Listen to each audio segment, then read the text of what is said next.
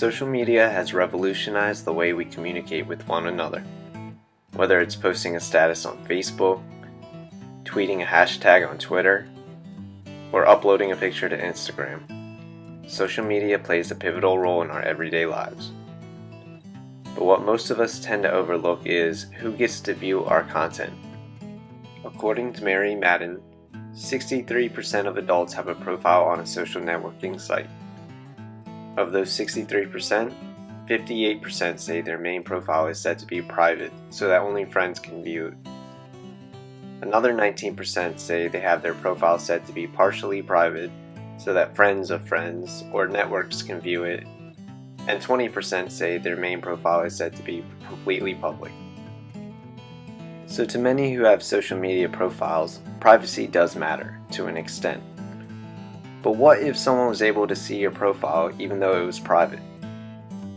In 2013, Edward Snowden, a former NSA employee, leaked information about the NSA collecting information on United States civilians. The NSA was able to view personal information on social networking sites, which many would consider an invasion of privacy. Privacy is essential when using social media, but it seems either Americans don't care about privacy or they lack the information about how their privacy can be violated. Edward Snowden explains multiple ways your privacy can be violated in his interview with John Oliver. You mentioned in an interview that the NSA was passing around naked photos of people. Yeah, this is something where it's not actually seen as a big deal in the culture of NSA.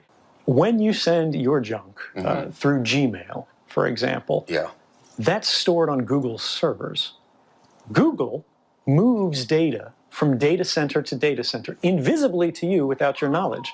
Your data could be moved outside the borders of the United States temporarily. When your junk was passed by Gmail, the NSA caught a copy of that.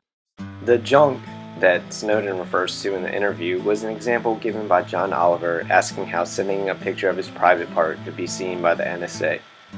It seems the only way to get the attention of American citizens is to talk about a subject they can relate to. And sending nude pictures is definitely a topic that would relate to young Americans who tend to care less about privacy on social media. A study shown by the Pew Research Center shows that teens today are sharing more information about themselves on social media than they ever were before. The study states, youth are sharing more personal information on their profiles than in the past. They chose private settings for Facebook, but share with large networks of friends. Most teen social media users say they aren't very concerned about third-party access to their data.